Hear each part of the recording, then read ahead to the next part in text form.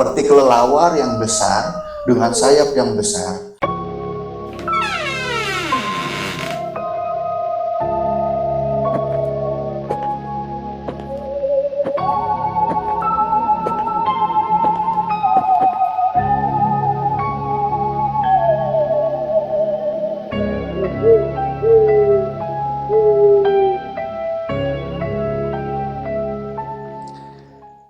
Pada malam ini, saya akan menceritakan sebuah kejadian nyata yang pernah saya alami di awal tahun 2000-an, di mana pada hari itu eh, keluarga saya semua pergi berlibur untuk beberapa hari di luar kota, sementara saya tidak ikut. Saya tinggal di rumah sendirian dan ditemani oleh beberapa teman yang memang berdekatan, rumahnya ya tetangga. Pada hari itu siang keluarga saya pergi keluar kota, sementara saya masih sedang bermain di luar. Jadi orang tua saya pergi keluar kota, saya tidak tahu gitu kan. Sementara begitu pulang, ya kunci disimpan karena memang sebelumnya juga saya sudah bilang saya nggak ikut. Jadi ya kunci disimpan di salah satu tempat yang biasa kami simpan. Ya singkatnya, saya dan teman-teman di rumah, tapi yang biasanya di rumah itu, biasanya diisi kulkas itu ada makanan, ada buah-buahan. Hari itu kebetulannya stoknya kosong. Dan sampai malam, kami merasa lapar. Dan kami pun bingung mau makan apa, sementara minta ke rumah atau ke salah satu teman kan malu juga ya. Jadi akhirnya salah satu dari teman saya pada saat itu ada 4 orang yang menemani. Satu bernama Karo, yang satu Willy, yang satu Dodo, yang satu Dian. Nah, 4 teman saya ini salah satunya berinisiatif untuk mengajak kita mancing di malam hari. Ya jujur sih sebetulnya kolamnya kolam punya orang lain gitu. Kita mencuri lah. Karena memang pada saat itu kita lapar. Kurang lebih jam 11 atau setengah 12 malam. Dan satu sisi lain, teman menolak. Karena ingat, malam itu adalah malam Jumat. Tapi setelah kami rembukan, karena keadaan perut yang kosong, kami terpaksa deh mengikuti saran salah satu di antara kami untuk memancing ikan di kolam orang. Singkatnya, kami membuat umpan dan segala macamnya, mempersiapkan semuanya. Kami pergi berjalan menuju ke lokasi kolam yang memang tidak begitu jauh juga dari rumah. Yang kurang lebih mungkin hanya 300 atau 400 meter. Cuman dalam keadaan kondisi yang gelap karena kita harus melewati kebun-kebun dulu. Jadi si kolam itu dikelilingi oleh kebun-kebun. Sampailah kami di kolam, kami menyebar di sana, dan kolam yang berbentuk persegi panjang, kami menyebar. Saya di satu sisi sudut dan Karo di sudut yang lainnya, sementara teman 3 saya yang lainnya bergabung di satu sisi kolam yang lain. Jadi posisinya 1, 1, 3. Sedang asik-asiknya mancing, Ya kami pun sambil sedikit bersenda gurau, bercanda seperti biasa layak-layaknya anak remaja lah. Tiba-tiba ada lemparan batu dari belakang saya. Melempar ke kolam 1 kali, 2 kali, 3 kali, melempar. Saya tidak hiraukan. Lalu lemparan itu berpindah ke arahnya Karo di sudut yang lain. Sama, beberapa kali juga dia juga tidak menghiraukan. Dan setelah itu, di antara bias sinar rembulan yang memantul dari air kolam, yang memang pada saat itu bulan purnama, saya melihat seperti sebuah selendang yang terbang. Terbang dari arah depan saya menuju ke belakang saya. Saya mulai ada rasa sedikit merinding, namun tetap memberanikan diri karena saya pikir kita berlima nih. Kita menang jumlah, kita banyak, kita nggak takut. Nah, setelah sekian lama, ternyata kejadian serupa dialami oleh Karo yang juga mancing sendiri di sudut yang lain. Namun yang dilihat berbeda dengan apa yang saya lihat. Yang Karo lihat itu sesosok makhluk yang memang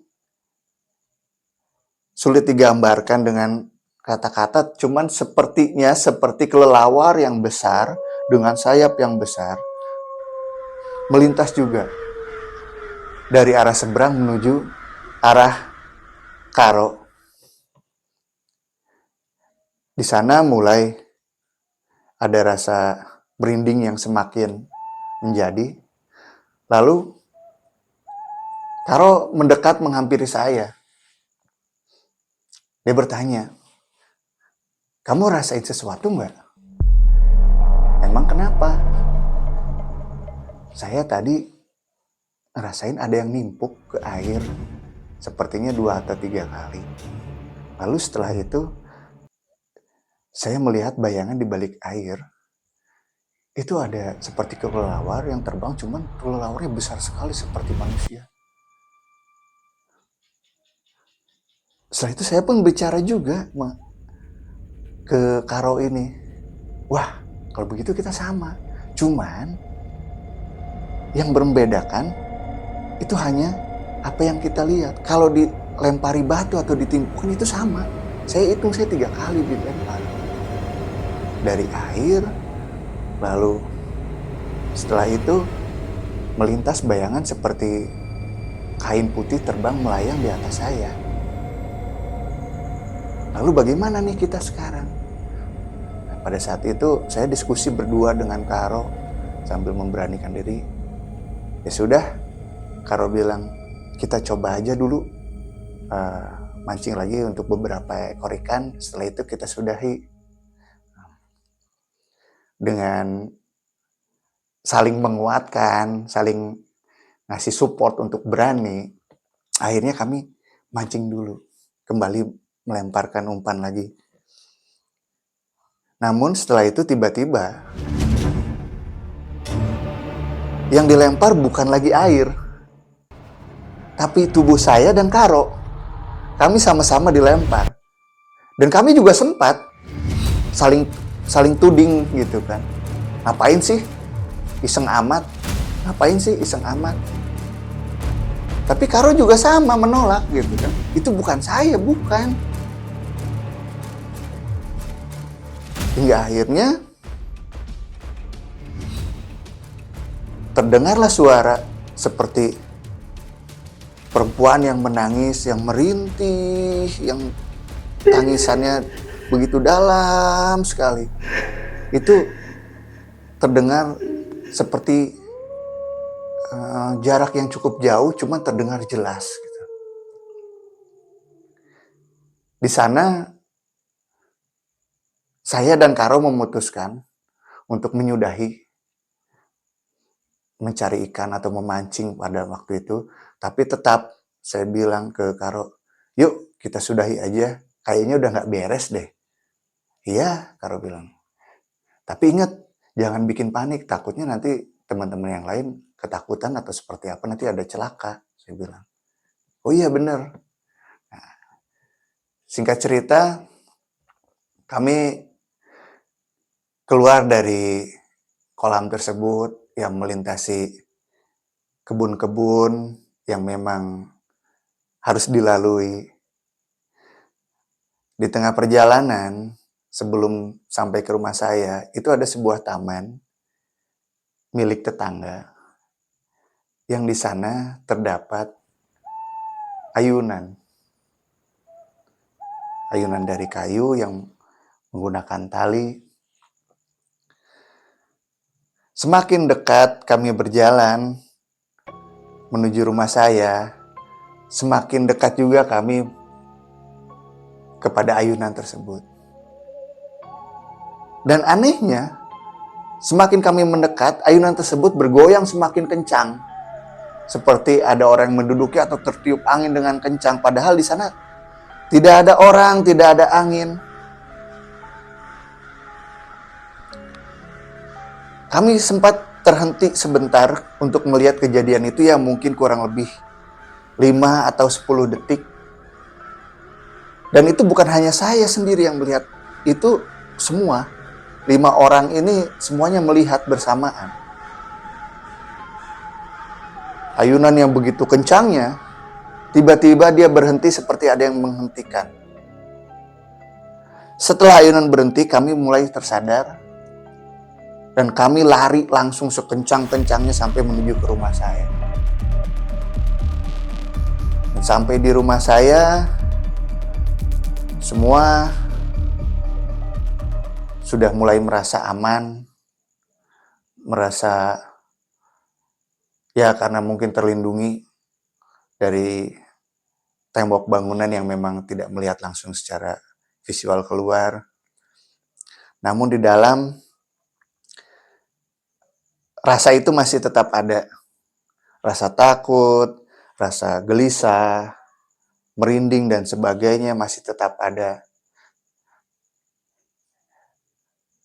Dan kami pun singkatnya